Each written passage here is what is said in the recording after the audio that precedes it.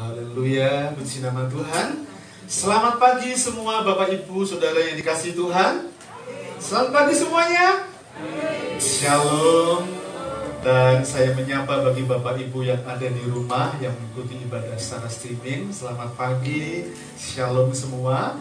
Mari kita akan mulai ibadah kita pada pagi ini. Saya mengundang Ibu Bapak bisa berdiri bersama-sama. Kusanjung kau di tempat tinggi, sebab engkau imam besar yang agung.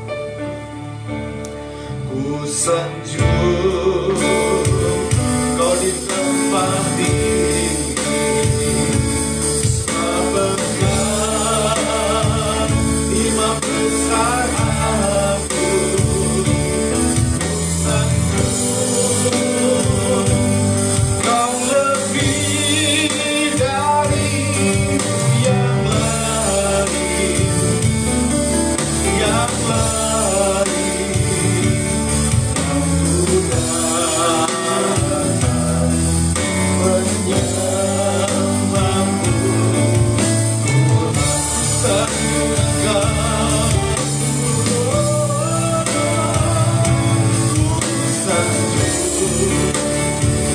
Kau di tempat tinggi, sebab engkau imam besar agung.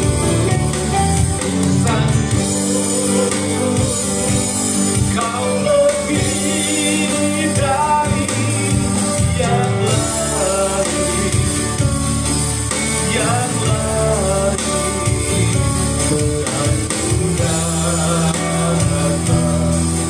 bersamamu,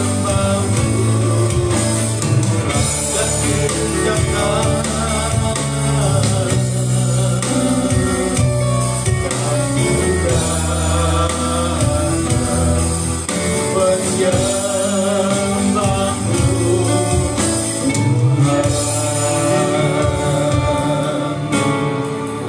Haleluya. Sama-sama dengan seluruh umat Tuhan yang engkau kasihi, kami datang membawa sebuah pengakuan. Kami mengakui bahwa sesungguhnya pertolongan atas ibadah kami datangnya dari Bapa. Dialah pencipta langit dan bumi dan sekalian isinya. Dialah Tuhan Yesus Kristus, Allah yang setia, Allah yang mulia, Allah yang ajaib, Allah yang luar biasa. Turunlah berkat sukacita, berkat dan sejahtera dilimpahkan dalam kehidupan kita semua saat kita datang beribadah dalam ibadah raya pagi yang diberkati oleh Tuhan. Di dalam berkat nama Tuhan kami berdoa bersyukur. Haleluya, amin. Silakan duduk Ibu Bapak yang dikasihi Tuhan.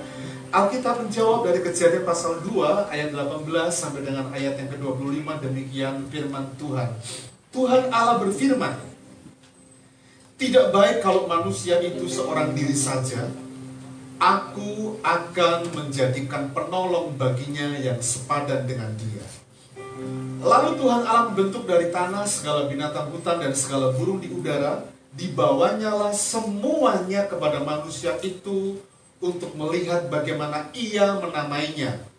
Dan seperti nama yang diberikan manusia itu kepada tiap-tiap makhluk yang hidup, demikianlah nanti nama makhluk itu. Manusia itu memberi nama kepada segala ternak, kepada burung-burung di udara, dan kepada segala binatang hutan. Tapi baginya sendiri ia tidak menjumpai seorang penolong yang sepadan dengan dia. Lalu Tuhan Allah membuat manusia itu tidur nyenyak. Ketika ia tidur, Tuhan Allah mengambil salah satu rusuk daripadanya, lalu menutup tempat itu dengan daging. Dan dari rusuk yang diambil Tuhan Allah dari manusia itu, dibangunnyalah seorang perempuan, lalu dibawanya kepada manusia itu. Lalu berkatalah manusia itu, inilah dia, tulang dari tulangku dan daging dari dagingku. Ia akan dinamai perempuan, sebab ia diambil dari laki-laki. Sebab itu seorang laki-laki akan meninggalkan ayahnya dan ibunya dan bersatu dengan istrinya, sehingga keduanya menjadi satu daging. Mereka keduanya telanjang, manusia dan istrinya itu, tetapi mereka tidak merasa malu. Amin. Tuhan berkati kita, selamat beribadah.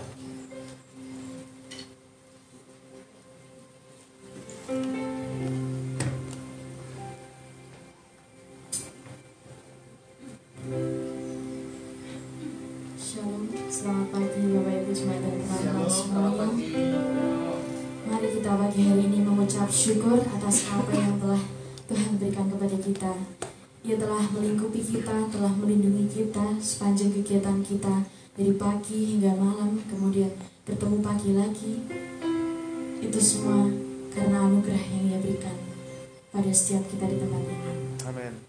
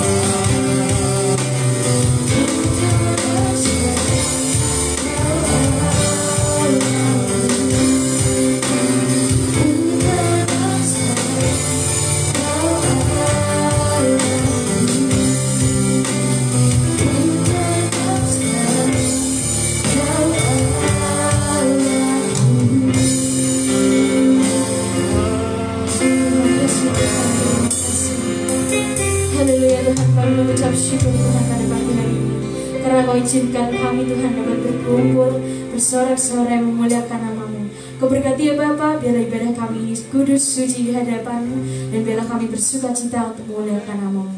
Di dalam nama Tuhan Yesus kami sudah berdoa. Haleluya. Amin. Mari kita semua bangkit berdiri. Kita akan bersama-sama serukan dan sorak namanya. Amin.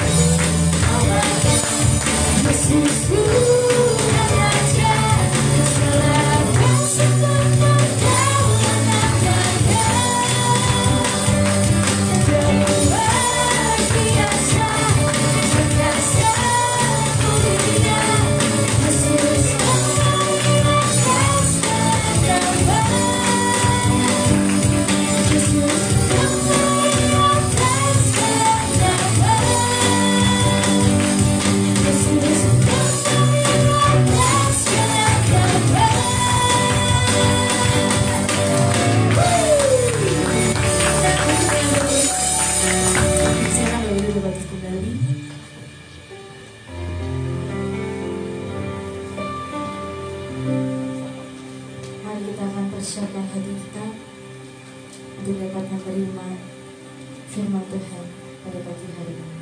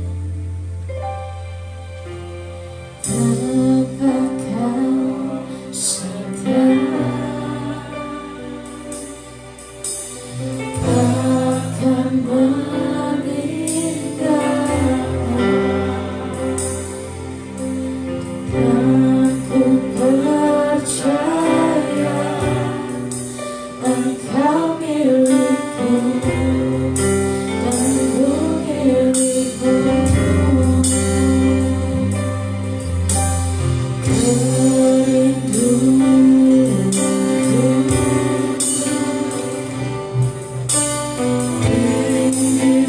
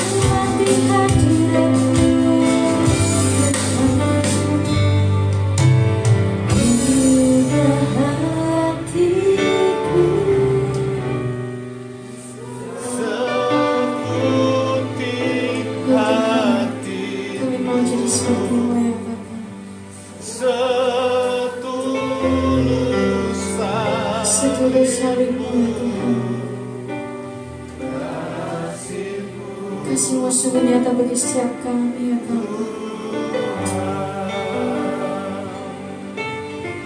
Biar mataku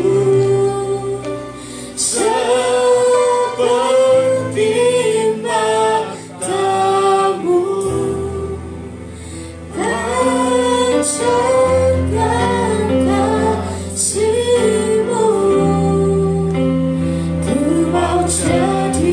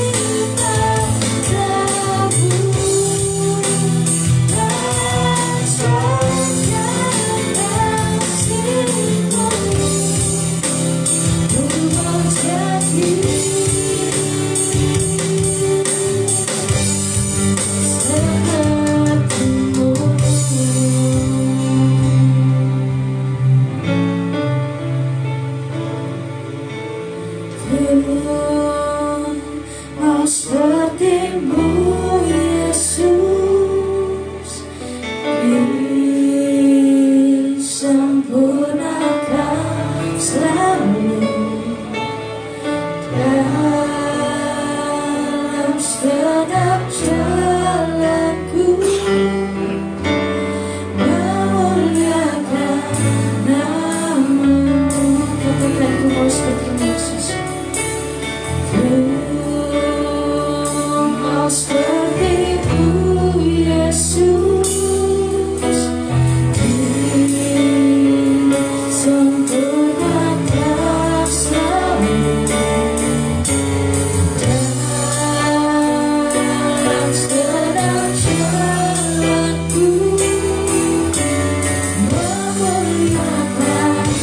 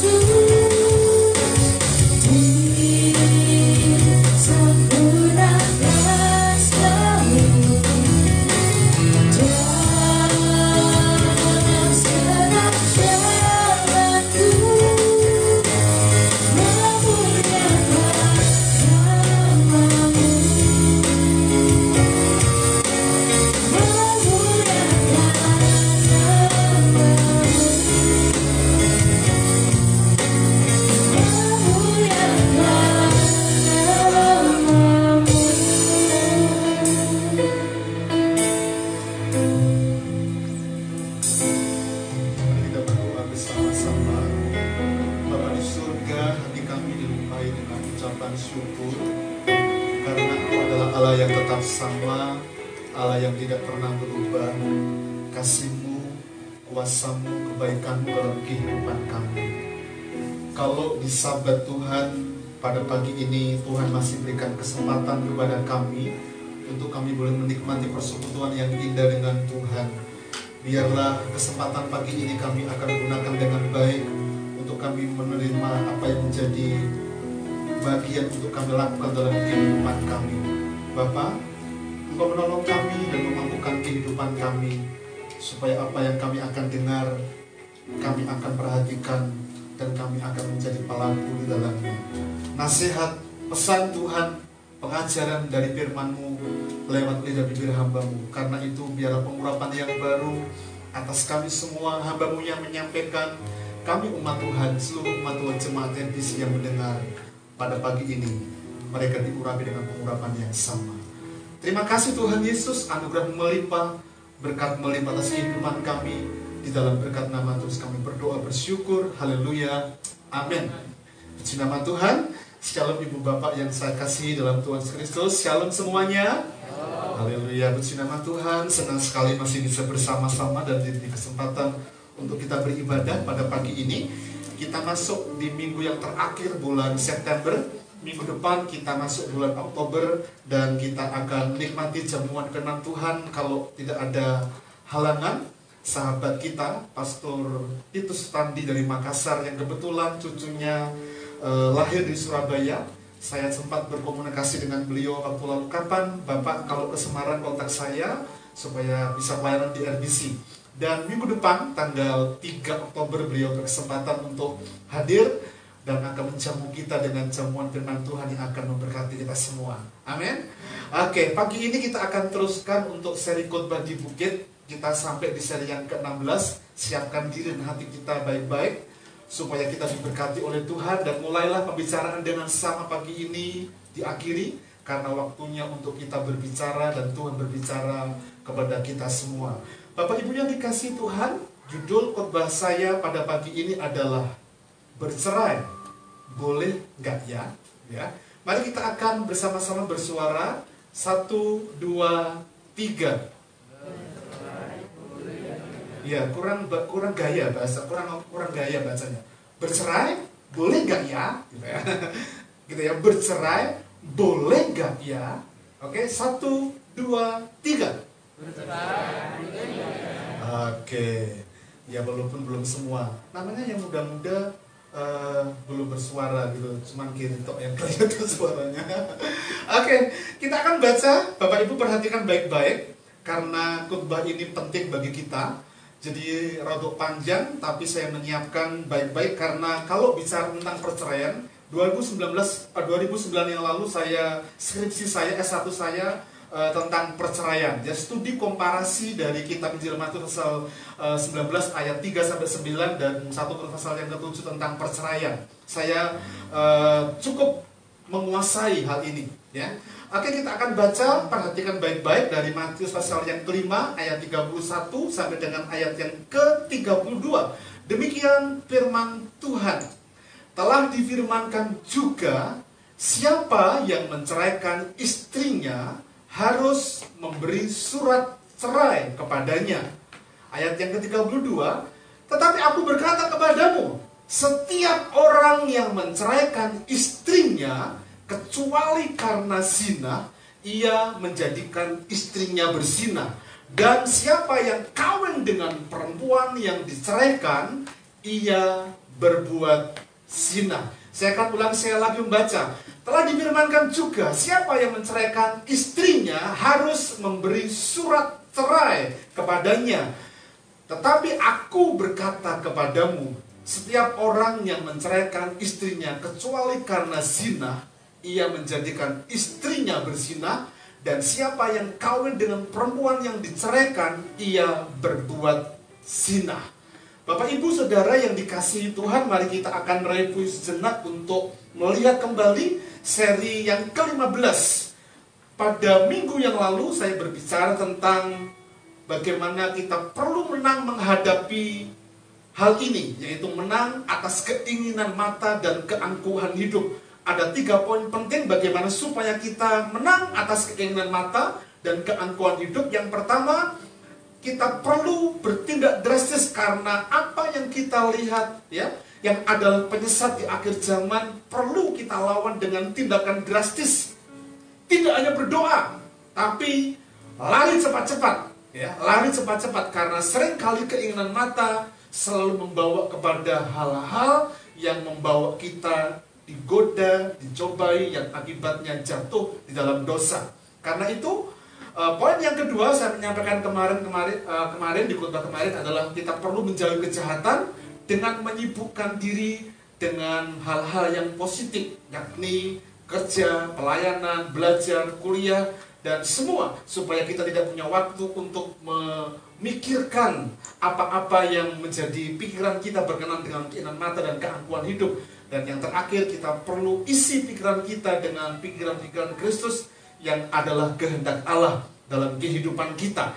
Nah, pagi ini bercerai boleh nggak ya, seri yang ke-16. Khotbah ini untuk mereka yang akan menikah.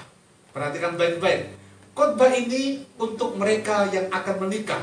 Tapi khotbah ini juga untuk mereka yang sudah menikah.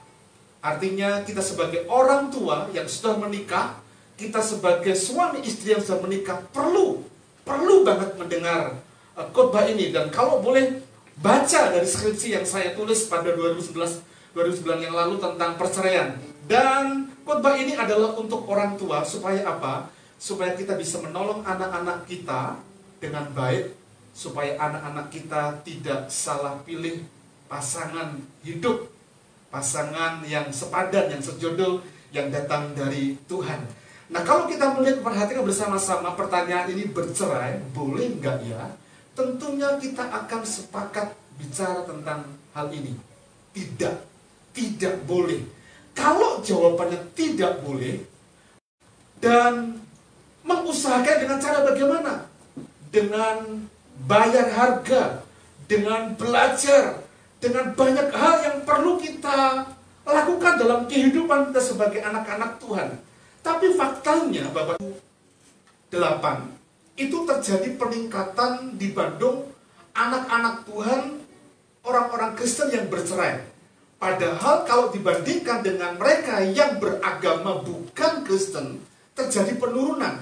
Nah, persoalannya mengapa? Ada banyak faktor yang menjadi penyebab. Mari kita cari tahu, ya. Karena perceraian anak-anak Tuhan, perceraian orang Kristen, tiap tahunnya tidak mengalami penurunan, justru mengalami peningkatan. Hari Senin atau Selasa yang lalu, saya sempat ke catatan sipil untuk mengurus pernikahan dari Efrat dan Tirsa. Biasanya kalau pernikahan sebelum COVID, saya hanya siapkan berkas dari mereka dan saya serahkan kepada yang mengurus. Tapi musim COVID ini ternyata beda. Dan saya harus antri dan sebagainya. Dan di antaranya ketika saya antri, saya melihat ada berkas-berkas dari orang yang mengajukan untuk menikah. Kok sama ya dengan milik yang tak bawa begitu ya. Padahal notabene usianya masih muda. File apa? Ada file, kalau boleh saya lihat dan perhatikan itu, ada file perceraian, ya. Ada file yang akte perceraian begitu saya lihat. Padahal dia masih muda banget gitu ya. Mengapa? Mengapa terjadi? Nah, kita cari tahu penyebabnya supaya paling tidak kita sebagai anak-anak tua, sebagai orang tua, sebagai orang percaya, bahkan kita yang sebagai orang tua yang akan menikahkan anak-anak kita, bahkan anak-anak kita yang nantinya akan menikah, kita harus kasih tahu supaya mereka tidak salah langkah, mereka tidak salah pilih pasangan. Karena kalau sudah menikah, kita perlu belajar dengan baik-baik, karena pernikahan adalah pembelajaran seumur hidup. Pernikahan adalah sekolah seumur hidup. Nah, pertanyaannya, mengapa terjadi peningkatan perceraian dari anak-anak Tuhan? Ya. Yang pertama yang perlu kita pahami, karena ternyata ada banyak orang-orang Kristen yang tidak sungguh-sungguh memahami maksud dan rencana Allah tentang permanensi pernikahan. Allah itu merancangkan pernikahan dan tidak merancangkan perceraian.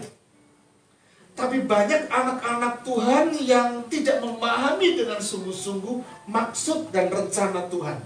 Seorang penulis buku yang bernama John Stott, dalam bukunya Isu-Isu Global, penyebab dari ambruknya atau penyebab dari perceraian adalah karena ambruknya citra pernikahan dan mundurnya iman Kristen dan memudarnya komitmen sucinya pernikahan.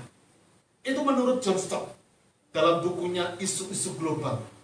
Dan kalau boleh belajar dari beliau, tentunya kita akan memberikan kesimpulan, karena apa yang ditulis itu telah diteliti bertahun-tahun. Kepada siapa? Kepada mereka yang notabene adalah orang-orang Kristen, orang-orang percaya. Nah, mari kita cari tahu lebih dahulu apa sih arti dari perceraian. Dalam Kamus Besar Bahasa Indonesia, perceraian itu diartikan tidak bercampur, atau berhubungan, atau tidak bersatu lagi dan sebagainya. Dan berhenti menjadi suami atau istri, berhenti bertalian menjadi suami istri yang bertalian suami istri sudah tidak sah lagi karena ada perceraian. Ya. Kemudian Dick Inverson dalam bukunya Pemulihan Keluarga mendefinisikan begini: perceraian adalah pemutusan dan pengingkaran ikrar pernikahan serta seluruh kewajiban moral, hukum, dan jasmani yang tercakup di dalamnya. Jadi seorang suami dan istri yang membawa keputusannya untuk pisah, bercerai, mereka sedang mengingkari ikrar pernikahan, janji nikah. Tidak ada lagi kewajiban moral dan hukum yang sebetulnya mereka ikuti. Dalam teks aslinya, perceraian ini ditulis, kata aslinya adalah koriso. Koriso itu menempatkan ruang di antara kedua pihak. Dan kalimat ini ditulis dengan present imperatif. Dan ini merupakan perintah yang sangat tegas.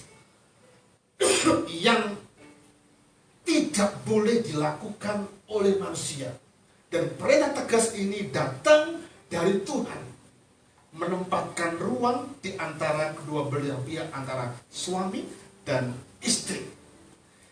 Dari beberapa definisi tadi, baik dari Kamus Besar Bahasa Indonesia, dari Dick Inverson, ataupun dari teks aslinya, saya mengambil satu kesimpulan seperti ini.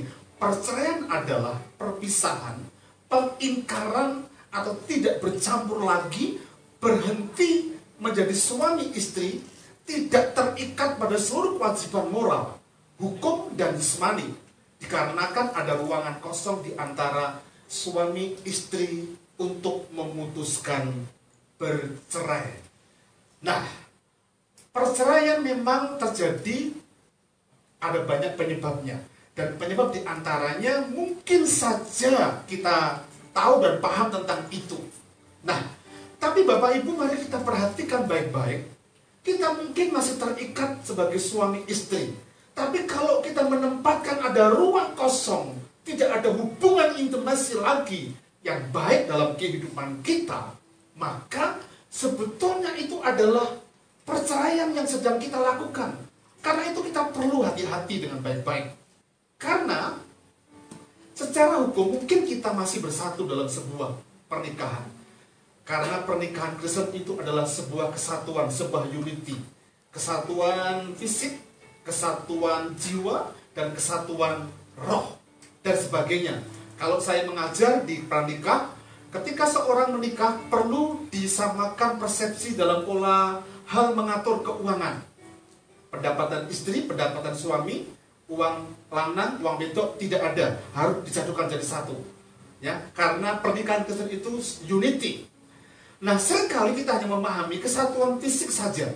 Kita melakukan hubungan seks suami istri.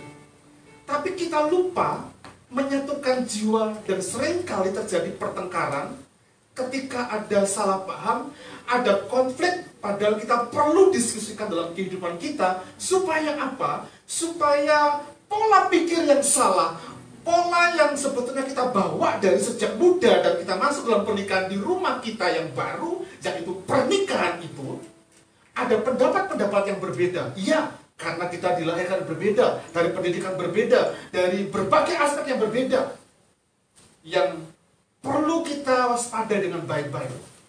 Ada unity jiwa. Jiwa itu ada pikiran, perasaan, dan kehendak. Pikiran, perasaan mungkin sama, tapi yang kita lakukan mungkin beda. Dan kita pahami dengan baik-baik. Nah, yang sering kali lupa adalah ini, kita menjaga kesatuan roh.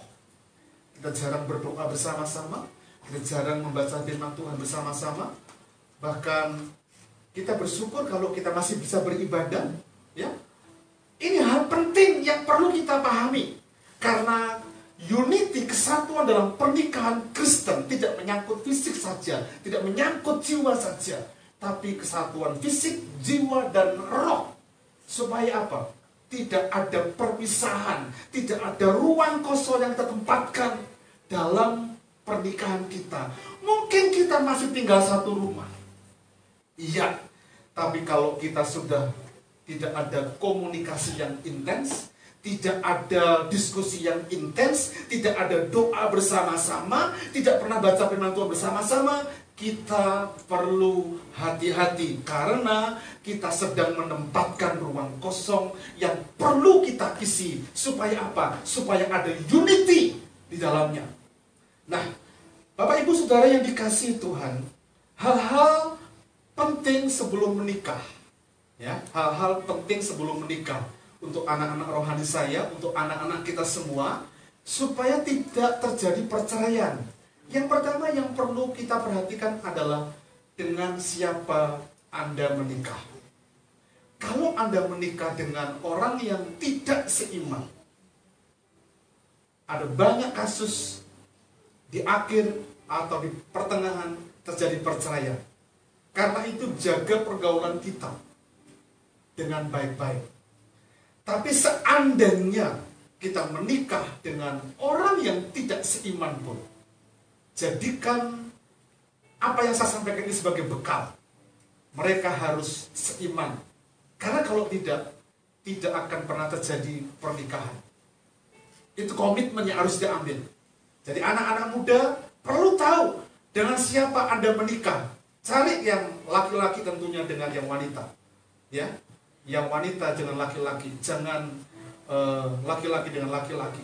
Itu berdosa besar. Yang kedua, apa tujuan Anda menikah? Bahagia? Oh, enggak. Kalau tujuan menikah itu bahagia, maka di pertengahan atau di ujung akan terjadi perceraian. Istri saya sempat cerita dengan saya kemarin. Dia mengingat pernah ada pendeta yang khotbah di gereja lama kita. Dia mendoakan ulang tahun pernikahan emas. Tapi di ulang tahun pernikahan yang ke-51 mendengar ada perceraian, padahal sudah tua banget. Mengapa kok nggak kemarin-kemarin? Kalau mau bisa. Jadi ternyata kalau tujuan kita mau bahagia dalam pernikahan, itu salah. Karena ketika kita masuk dalam pernikahan, justru kita merasa tidak bahagia. Karena merasa tidak diperhatikan ketika seperti pacaran. Oh, kalau pacaran, kalau lagi mantan baru, kalau lagi panas-panasan gitu, kemana-mana digandeng terus, dipeluk, disandung. Aduh, kenapa kok kamu kesandung? Padahal kalau sudah lama mata menudi gitu, dan sebagainya. Jadi saya mau kasih tahu Bapak Ibu dan juga teman-teman muda, kita perlu, ya. Memang tujuannya adalah bahagia, tapi saya katakan untuk menikah ada banyak yang perlu kita usahakan supaya kita bahagia. Ya. Yang ketiga, kita perlu perhatikan sebelum menikah. Perhatikan baik-baik ini. Buka mata lebar-lebar. Kenali pasangan Anda, kenali calon Anda. Buka mata lebar-lebar. Ya. Kenali dengan baik-baik apa keinginan, apa hobinya, dan sebagainya. Pak Budi pernah cerita dengan saya, kalau mau menikah, kalau hobi kita ini adalah pemancing, jauh-jauh hari harus dikasih tahu pada pasangan kita. Kalau enggak, repot. Ya, iya, orang mancing itu biayanya banyak loh. Kalau enggak banyak, pasti enggak ada pemancing-pemancing yang akan datang membawa ikan besar dari Karimun dan sebagainya. Oh banyak, sewa perahunya ada, luar biasa. Nah kalau itu diteruskan istrinya ditinggal, gak pernah dikasih bawa oleh pemancing dan sebagainya, ya pasti marah. Karena itu sebelum menikah buka mata lebar-lebar. Tapi setelah menikah jangan buka mata lagi, tapi tutup mata kita rapat-rapat. Artinya apa? Segala kekurangan, segala kelebihan terima baik-baik. Tidurnya ngorok terima, kentutan terima. Oh iya, iya, tutup mata rapat-rapat. Ya, mutilan ternyata istri kita itu. Tutup mata rapat-rapat, besok kan dari ojo mutil toh. Nah, aku pernah mau kasih juga toh. Nah, yang kelima Bapak Ibu, kita perlu ingat janji nikah supaya tidak terjadi pernikahan. Yang baru menikah masih ingat Mas Putra janji nikahnya? November nanti kita rayakan Pak Budi. Jangan lupa tanggal 20 November ulang tahun pernikahan Mbak Santi. Kita akan ditraktir, tidak tahu di mana. Mungkin soto sapi. Wah. Ya. Aku menerima engkau, Soekarno Putra, menjadi suamiku yang sah dan satu-satunya. Gitu ya Mas Santi. Masih ingat? aku akan. Nah, lupa toh. Kita perlu ingat terus janji kita. Ya, yang sudah lama. Pak Iwan Sanjaya masih ingat janji nikahnya? Bapak dulu menikah secara iman Kristen kan? Iya, masih ingat Pak? Nama istrinya ingat ya Pak? Masih dong Pak, ya kok guyon terus. Pak Danan masih ingat ya Pak Danan? Nanti kita bahas di fellowship ya Pak ya. Iya, yang rotok 10 ini Pak Agus dan Bu Meng. Ya, tanggal 10 nanti Tirsa akan Efrat nanti diingat lagi ya Pak ya. Kalau Tirsa Efrat mau mengucapkan janji nikah, masih ingat dapat janji nikahnya? Mungkin kita jangan lupa, ayo kita ingat bersama-sama dalam ikrar kita janji nikah. Karena menikah kita itu nanti akan saya tunjukkan ya. Pernikahan itu adalah sekolah seumur hidup ya, yang tidak dikasih tahu kapan ujiannya. Tiap hari ada ujian. Iya. Kita menikah tanggal 10 Oktober. Tanggal 11 itu mungkin sudah ada ujiannya. Dan ujian nggak datang. Besok ada ujian ya? Enggak. Mendadak gitu ya. Dan kalau ada dosen atau guru yang suka kasih ujian mendadak kepada kita, senang nggak? Nggak senang. Tapi itulah pernikahan. Sekolah seumur hidup. Dan ujiannya selalu mendadak, tidak dikasih tahu. Bapak Ibu Saudara yang dikasih Tuhan, pernikahan itu adalah komitmen suami istri dalam janji nikah, promise keeper yang perlu kita pahami dengan baik-baik komitmen kita dengan Tuhan. Perhatikan gambar ini pernikahan Kristen. Saya menyampaikan kepada teman-teman yang ikut pranikah dengan saya, ya, ini gambarnya, Tirsa dan Efrat, ya, suami istri yang mengikat dalam pernikahan. Ya, ada orang ketiga yang namanya, ada oknum ketiga yang namanya Allah, yang namanya bukan pil atau will, tapi Allah. Tempatkan itu dalam pernikahan kita. Dengan cara bagaimana? Membangun hubungan kita dengan Allah. Kalau suami dan istri, atau suami hubungan baik dengan Allah, istri baik dengan Allah, hubungannya, persekutuannya, tidak ada pernah persoalan, maka hubungan suami dan istri akan menjadi baik. Tapi kalau hubungannya Allah, hubungan kita, hubungan suami, hubungan istri dengan Allah kita, pasti sudah dipastikan hubungan suami istri tidak akan pernah menjadi harmonis. Selalu ada saja pertengkaran. Karena itu mari kita evaluasi. Ini pernikahan Kristen. Ya, saya kasih gambar hati ini bicara tentang hubungan. Ya, hatinya kecil tapi di sini hatinya lebih besar. Suami istri kalau hubungannya semakin baik, tidak kalah oleh waktu dan kondisi tubuh istri suami kita yang melemah karena udah usia, tetap baik karena apa? Ada hubungan vertikal yang terus kita bangun dengan Allah dalam perjalanan kehidupan kita sebagai anak Tuhan. Nah, itu untuk pendahuluan. Mari kita akan bahas ayatnya. Pendahuluannya aja lama Pak Yeri, apalagi khotbahnya. Ya, mari kita baca ayatnya. Ya, telah difirmankan juga, ini adalah nubuatan atau kutipan perjanjian lama yang diambil oleh Yesus dalam khotbahnya di bukit. Telah difirmankan juga, siapa yang menceraikan istrinya harus memberi surat cerai kepadanya. Ya, perhatikan baik-baik, karena terjadi konflik, terjadi memasukkan teks Ulangan pasal 24 ayat 1 sampai dengan ayat yang keempat ini. Perhatikan ya, saya membaca. Apabila seseorang mengambil seorang perempuan dan menjadi suaminya, dan jika kemudian ia tidak menyukai lagi perempuan itu, sebab didapatinya yang tidak senonoh padanya, lalu ia menulis surat cerai dan menyerahkan ke tangan perempuan itu. Sesudah itu menyuruh dia pergi dari rumahnya. Zaman itu sudah sah, bisa cerai. Dan jika perempuan itu keluar dari rumahnya dan pergi dari sana, lalu menjadi istri orang lain, dan jika laki-laki yang kemudian ini tidak cinta lagi kepadanya, lalu menulis surat cerai dan menyerahkan ke tangan perempuan itu, serta menyuruh dia pergi dari rumahnya, atau jika laki-laki yang kemudian mengambil dia menjadi istrinya itu mati, maka suaminya yang pertama telah menyuruh dia pergi itu tidak boleh mengambil dia kembali menjadi istrinya, tapi perempuan itu dicemari, sebab hal itu adalah kekejian di hadapan Tuhan. Janganlah engkau mendatangkan dosa atas negeri yang diberikan Tuhan Allahmu kepadamu menjadi milik pusakamu. Nah, ini teks yang dipersoalkan dalam Perjanjian Baru. Maka Tuhan mengutip, Yesus mengutip yang kita baca tadi, barang siapa atau siapa yang menceraikan istrinya harus memberikan surat cerai kepadanya. Nah, Bapak Ibu Saudara yang dikasihi Tuhan, zaman itu ada dua rabi yang mempertentangkan teks ini. Yang pertama adalah Rabi Samai. Rabi Samai menyoroti kata tidak senonoh, yang berbeda dengan Rabi Hillel. Sama-sama memberi alasan boleh bercerai kalau alasannya tepat, alasannya jelas.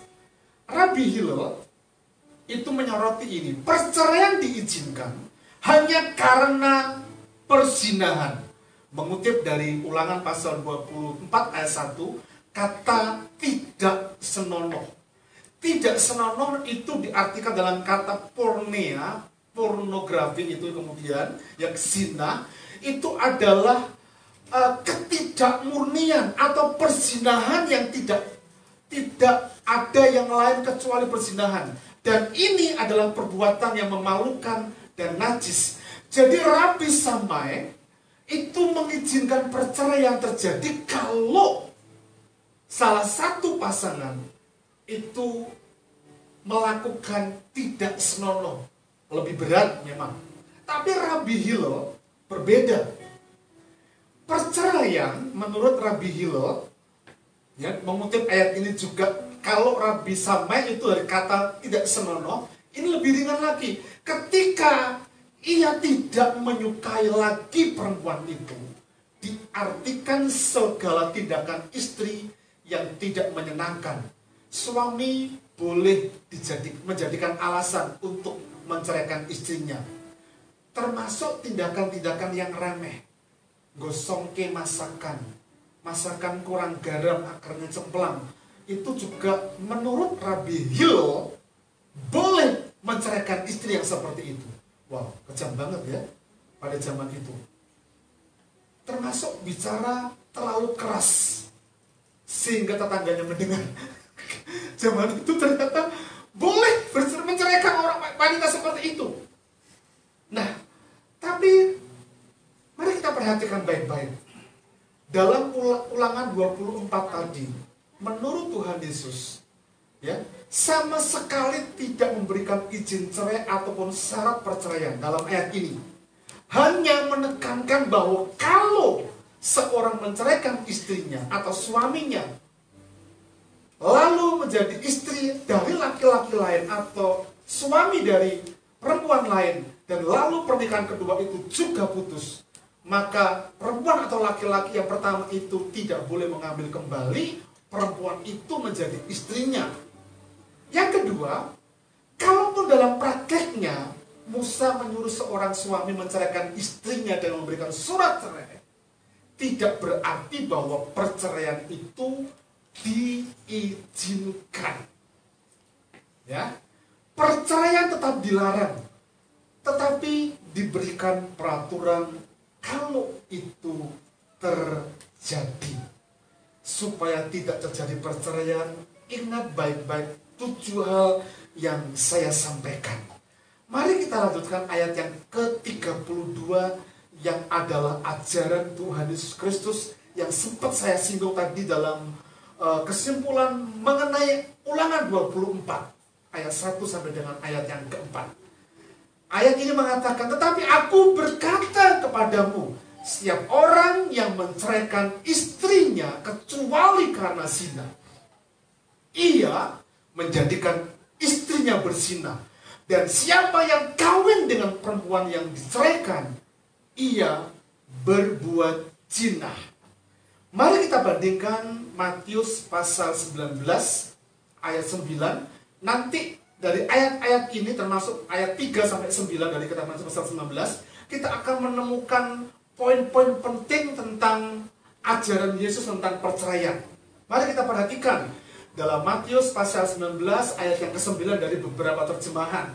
Dalam terjemahan baru, tetapi aku berkata kepadamu, barang siapa menceraikan istrinya kecuali karena zina, lalu kawin dengan perempuan lain, ia berbuat zina. Jelas ya? Kalimat ini jelas. Dalam terjemahan bahasa Indonesia masa kini, jadi dengarlah ini. Siapa yang menceraikan istrinya, padahal istrinya itu tidak menyeleweng, ya, kemudian kawin lagi dengan wanita lain, orang itu berzina. Dalam terjemahan TSI, terjemahan sederhana Indonesia, tetapi aku berkata kepadamu, bahwa setiap suami yang menceraikan istrinya supaya dia bisa kawin dengan perempuan lain, di mata Allah dia berzina. Satu-satunya alasan seorang suami boleh menceraikan istrinya adalah kalau istrinya itu sudah berzina. Sebelum kita masuk poin, saya akan bawa Bapak Ibu di zaman serba modern ini atau masuk postmodern, pasca modern ya. Ada beberapa penyebab yang menyebabkan terjadinya perceraian. Yang pertama adalah ini, hati-hati dengan kemajuan zaman dalam postmodern ini. Karena zaman sekarang ini mempengaruhi pola hidup kita. Suatu hari, dalam tugas yayasan yang saya lakukan bersama-sama dengan teman-teman di gereja lama kita, di perjalanan dari Semarang menuju ke Temanggung. Di tengah jalan teman saya dari Bandung bercerita kepada teman saya mendengarkan. Karena waktu itu saya nyetir gitu ya, saya mendengarkan. Masa gara-gara HP saja teman saya Pak menceraikan istrinya. Lah masalahnya apa? Iya, teman saya ini bercerita. Ketika saya ngajak bicara dengan istri saya, dia nggak lihat, tapi justru menggunakan HP-nya untuk komunikasi dengan temannya yang lain, komunikasi dengan yang lain. Padahal yang kami bicarakan itu adalah hal yang penting. Dia katakan seperti itu. Sempat teman saya ini, mau dipikir dulu, gara-gara itu. Enggak Pak, ini bukan sekali dua kali, tapi berulang-ulang sudah terakumulasi. Karena apa? Kemajuan zaman. Hati-hati dengan HP kita. Karena HP yang kita miliki yang smart ini menjauhkan orang-orang yang dekat, tapi mendekatkan orang-orang yang jauh. Bahkan pola gaya hidup di postmodern ini telah mempengaruhi banyak tentang hubungan suami istri, hubungan pernikahan.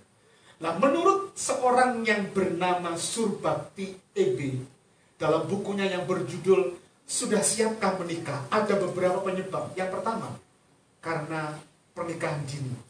Ya, pernikahan dini karena ada banyak mengapa menikah usia dini. Mungkin MBA, married by accident, terlalu muda, pacarannya kebablasan, ya. Maka mau gak mau, maka tanggung jawab. Tapi kemudian karena ini usianya terlalu dini, belum siap secara mental, belum siap tentang diskusi dan sebagainya, makanya terjadi perceraian karena apa? Pernikahan dini. Yang kedua, karena perbedaan keyakinan. Perbedaan keyakinan itu menjadi penyebab di zaman postmodern ini menurut Surbakti EB dalam bukunya Sudah Siapkah Anda Menikah. Pengaruh keluarga. Pengaruh keluarga. Saya mengajarkan begini, kalau kalian sudah menikah, ya, makanya kalimat mengatakan suami itu meninggalkan istrinya, meninggalkan keluarganya, meninggalkan orang tuanya untuk bersatu menjadi istrinya. Itu artinya begini, supaya tidak ada pengaruh keluarga. Persoalanmu, persoalan kalian, jangan sampai orang tua kalian tahu, apalagi tetangga. Gak boleh tahu tuh. Termasuk pendeta, kalau kalian gak kasih tahu untuk didoakan, jangan kasih tahu. Karena kalau itu sudah merembet ke keluarga, akan pengaruhnya beda. Dan akibatnya, loh itu kan kata mamamu, iya itu kata papamu, dan sebagainya, sehingga saling menyalahkan, akibatnya terjadi pertengkaran, dan terjadi perpisahan karena pengaruh keluarga. ekonomi, penghasilan. Makanya kalau kita mau menikah harus bekerja supaya, jadi kalau kita sebagai orang tua, kalau datang pria atau datang kepada anak kita, tanya dulu kerjaannya apa gitu ya. Kalau belum bekerja, hati-hati, suruh kerja dulu, cari kehendak Tuhan bahasanya begitu ya. Nah, yang keempat, yang kelima, pendidikan. Faktor pendidikan ada dalam postmodern ini pengaruh banget ya. Sebetulnya semakin tinggi atau semakin tinggi pendidikan seseorang tidak menjamin orang itu pisah, orang itu bercerai ya. Tapi pendidikan yang selalu mengedepankan kehidupan rohani, mengedepan Kristus dan menempatkan Allah dalam segitiga pernikahan tadi itu yang akan membuat pernikahan kita langgeng. Poligami, siapa yang mau jadi poligami? Gak ada satu wanita pun di dunia yang dipoligami, kecuali kalau punya paham yang berbeda dengan kita. Termasuk poliandri. Ada yang mau poliandri wanita di sini? Gak ada kan? Ya, gak ada. Ini terjadi perceraian karena terjadi poligami atau poliandri. Termasuk yang ini, perselingkuhan. Terjadi perceraian karena ini, perselingkuhan. Ya. Kemudian kemunduran daya tarik fisik. Yang diceritakan istri saya tadi itu mungkin salah satu faktornya ini. Tidak menarik lagi suaminya. Dulu gagah, dulu ganteng, dulu kuat begitu. Istrinya juga semakin tua semakin bodinya tidak gitar Spanyol tapi bass bedot gitu. Nah, ini membuat daya tarik berbeda gitu. Nah, kemunduran fisik ya. Kita perlu hati-hati. Dan anak tidak punya keturunan itu juga menurut EB Subati EB itu terjadi faktor pernikahan. Kesibukan. Suami istri yang sibuk itu juga menurut